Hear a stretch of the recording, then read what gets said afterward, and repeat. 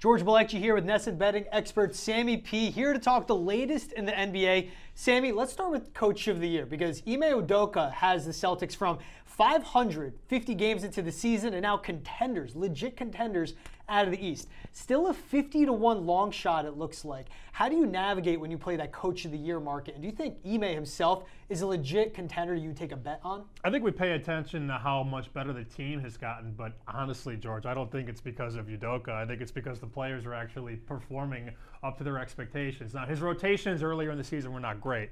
Those have gotten better, but does that mean he's the Coach of the Year? No, I don't think so. I wouldn't bet him at 50-1 either. What a sportsbook will do this late in the year, they'll take a guy like Udoka who's on a good team and they'll jack his price up. You look at it and go, ooh, 50-1. How about that? 100 makes me 5,000.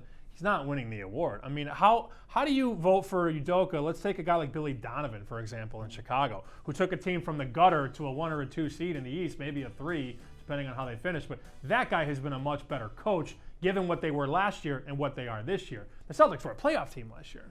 And even look at Monty Williams, currently the favorite. CP3 goes down if they still finish as a 1 or a 2 seed. That does say a lot of credit, even though Devin Booker's there for Monty Williams. Sure. And, of course, for the Bulls, like you mentioned that, too, and JB Bickerstaff with the Cavs. Now, how about for the MVP race? Kevin Durant had his stretch, Nikola Jokic, Steph Curry, Giannis Antetokounmpo, Joel Embiid. Now it's feeling like Ja Morant. Dropped 98 points his last 2 games. I love watching him play. I think he's one of the best players to watch in the league. Now, how do you play that market, and do you like Ja as an MVP? Well, it's a very tricky market this late in the season because realistically, there's probably 4 guys that could win the award. And I've got the FanDuel app right here. So Embiid's the favorite, minus 110. Jokic 330, Giannis 550, DeRozan 12-1. We said 30-1. We were sitting here 2 weeks ago. We're like, take 30-1. And Morant, I bet before the year 35-1. So I can't sit here and tell you to bet DeRozan or Morant at this point. But I'll tell you this: after Morant, you could probably draw the line.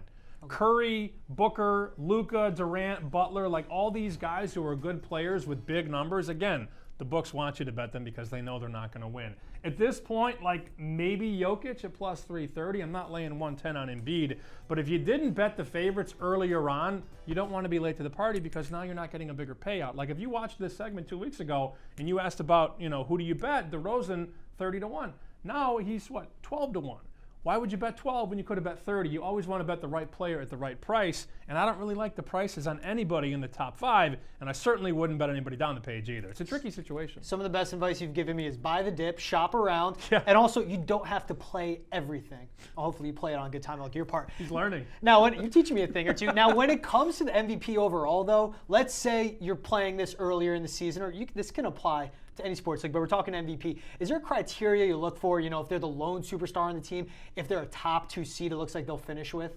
Yeah, the NBA has been a league where the voters look at standings. They don't admit that, but they do. My favorite example is Derrick Rose back in 2011 when he took them to the number 1 seed in the Eastern Conference. He didn't have the best numbers in the league, but they were the number 1 seed, and if you took him off that team, they wouldn't have been anywhere close. Like if you take a guy like Ja Morant off the Grizzlies, that team's a lot different. If you take Embiid off the Sixers, though, they're a lot different as well. All of these guys in the top 5 can make a case for being the guy and being the most valuable because if they're not there, the team isn't what they are. I think you have to look at a team, though, at the top. This isn't Major League Baseball where A-Rod's going to win the MVP on the last place Texas Rangers. If the team is not a top 3 or a top 4 seed, the odds are certainly against them. Nikola Jokic, last year's MVP, still the 3 seed for that one. And if you look at the Grizzlies in the standings, they actually have a better record than the Heat and Bulls, who are the top 2 seeds in the East. But the Grizz, even though they're located in a soft spot in Tennessee, they're out in the Western Conference. Go Ja Morant! I'm with them, Ja Morant. Let's see if you can win it. Sammy P, thanks for always joining me, man. Thank you.